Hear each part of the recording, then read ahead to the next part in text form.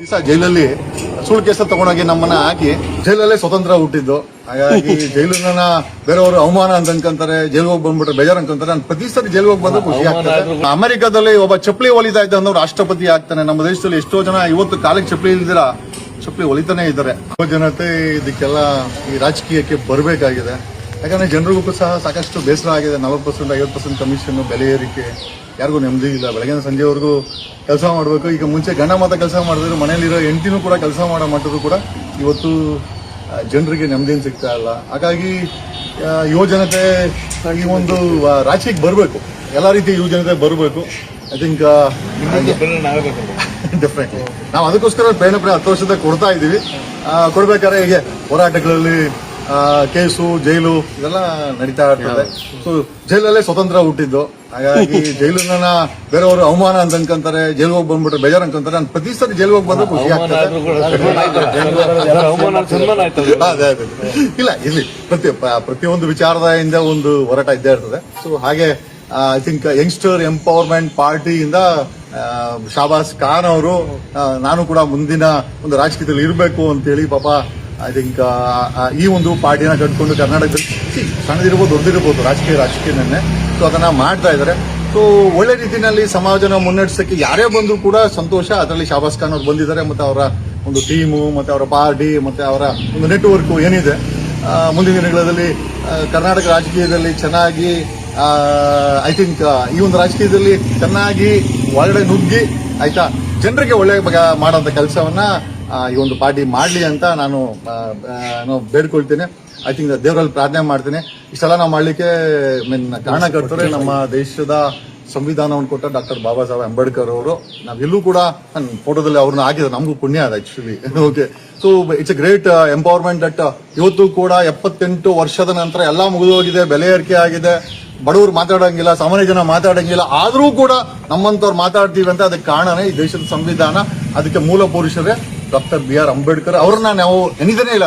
ಪ್ರತಿಯೊಂದು ರಾಜಕೀಯ ಮುನ್ನಡೆನಲ್ಲೂ, ಯುವಕರ ಮುನ್ನಡೆನಲ್ಲೂ ಕೂಡ ಡಾಕ್ಟರ್ BR ಅಂಬೇಡ್ಕರ್, ಎಸ್ಪೆಷಲಿ ಅಲ್ಲಿ ಹೆಣ್ಮಕ್ಳು ಬಂದು ಇಲ್ಲಿ ನಮ್ಗೆ ಅಭಿಮಾನವನ್ನು ಸಲ್ಲಿಸೋದು ತುಂಬಾ ಸಂತೋಷ ಆಯ್ತು. ಮುಂಚೆ ಈ ಒಂದು ದೇಶದ ಸಂವಿಧಾನ ಕೊಡಕ್ ಮುಂಚೆ ಹೆಣ್ಮಕ್ಳಿಗೆ ಆ ಒಂದು ಸ್ಥಾನಮಾನಗಳಿಲ್ಲ. ಎಸ್ಪೆಷಲಿ ಇವತ್ತು ಡಾಕ್ಟರ್ BR ಅಂಬೇಡ್ಕರ್ ಕೊಟ್ಟ ಮೇಲೆ 78 ವರ್ಷದಲ್ಲಿ ಹೆಣ್ಮಕ್ಳನ್ನು ಸಹ ನಾವು ರಿಸರ್ವೇಶನ್ ಇಲ್ಲ, 33% ರಿಸರ್ವೇಶನ್ ಇಲ್ಲ.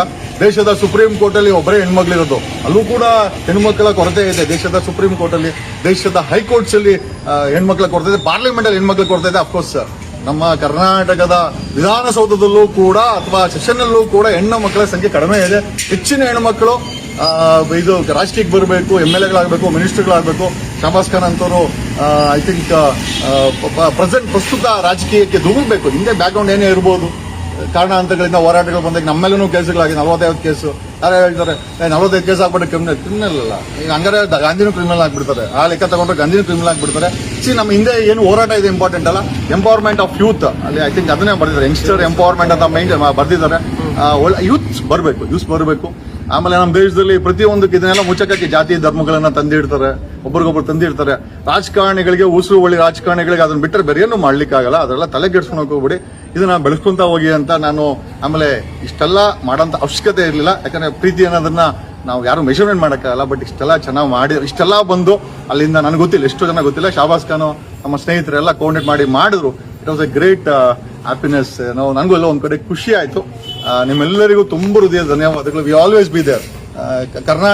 ಕರ್ನಾಟಕದಲ್ಲಿ ಬಡವರು, ಕೈಲಾದವರು, ಧ್ವನಿ ಇಲ್ದವರು ಯಾವೇ ಕೂಗಿದಾಗ ನಮ್ಮ ಕೈಲಾದಂತ ಧ್ವನಿಯನ್ನ ನಾನು ಮಾಡ್ತೇವೆ. ಒಬ್ಬ ಆಟೋ ಡ್ರೈವರ್ಗೆ ಯಾವನೋ ಪೊಲೀಸ್ ಕಾನ್ಸ್ಟೇಬಲ್ ಹೊಡೆದಾಗೂ ಸಹ, ಅಥವಾ ಯಾವುದೋ ಲಾಕಪ್ ಡೆತ್ ಆದಾಗ, ಯಾವುದೋ ಒಂದು ರೇಪ್ ಕೇಸ್ ಆಗಿ ಹೆಣ್ಣುಮಗಳು ಒಬ್ಬ ಮಿನಿಸ್ಟರ್ ಇಂದ ಬೀದಿಗೆ ನಿಂತ್ಕೊಂಡು ನನ್ನ ಕೊಲೆ ಮಾಡ್ತಾ ಇದ್ದಾರೆ ಅಂತ ಹೇಳಿದಾಗ ಕರೆಂಟ್ ಸಿಟ್ಟಿಂಗ್ ಮಿನಿಸ್ಟರ್ನ ಕೆಳಗಡೆ ಇಳಿಸಿದಂತ ಕಾನೂನು ಇದು. ಅದಕ್ಕೆ ಹೋರಾಟ ಮಾಡಿದಂತ ಕೆಲಸವನ್ನು ನಾವೆಲ್ಲ ಮಾಡಿದೀವಿ. ಆಮೇಲೆ ಇವತ್ತಿನ ಯುವ ಜನತೆಗೆ ಪ್ರೇರೇಪಣೆ ಬೇಕಾಗಿದೆ. ನಾನು MLA ಆದ್ರೆ, ನಾನು CM ಆದ್ರೆ ನನ್ನ ಮಕ್ಕಳು ಆ ರೀತಿ ಆಗ್ಬಿಟ್ಟಿದೆ. ಹೇಳಕ್ಕೆ ಪ್ರಜಾತಂತ್ರ, ಬಟ್ ದೇಶದಲ್ಲಿ ಅತಂತ್ರವಾಗಿ ರಾಜತಂತ್ರವಾಗಿದೆ. ಒಂದು ಕರ್ನಾಟಕದಲ್ಲಿ ಒಂದು 70-80 ಕುಟುಂಬಗಳು 3 ಪಕ್ಷದಲ್ಲಿ ರಾಜಕೀಯ ಹಿಡ್ಕೊಂಡು ಜೀವನ ಮಾಡ್ತಾ ಇದ್ದಾರೆ. ಹೊಸ ಯೋಚನೆಗಳು, ಹೊಸ ಪ್ರತಿಭೆಗಳು, ಹೊಸ ಯುವ ಜನತೆ, ಮತ್ತೆ ಹೊಸ ವಿಚಾರಗಳು, ಮತ್ತೆ ಹೊಸ ಸೊಲ್ಯೂಷನ್ಸ್ ಇಂದ ಹಿಡಿದು ಕರ್ನಾಟಕದಲ್ಲಿ ಒಂದು ಹೊಸ ಅಲೆ ಹೇಳ್ಬೇಕಾಗಿದೆ. ಅದನ್ನ ಹೇಳಿಸಬೇಕಾದ ಇದು ಸಣ್ಣ ಈಗ ನಾವು ಅನ್ಕೋತೀವಿ ಇದೆಲ್ಲ ವೇಸ್ಟು ಅಂತ. But at the same time ಇದನ್ನ ರಾಜಕೀಯವಾಗಿ ಯೋಚನೆ ಮಾಡಿದಾಗ ಇಲ್ಲ ಒಂದ್ ಕಡೆ ಗುಂಪುಗಾರಿಕೆ, ಒಬ್ರಿಗೊಬ್ರು ಸಹಾಯ ಮಾಡ್ಕೊಂಡು ನಮ್ಮನ್ನ ಯಾರು ಬೆಳೆಸಲ್ಲ.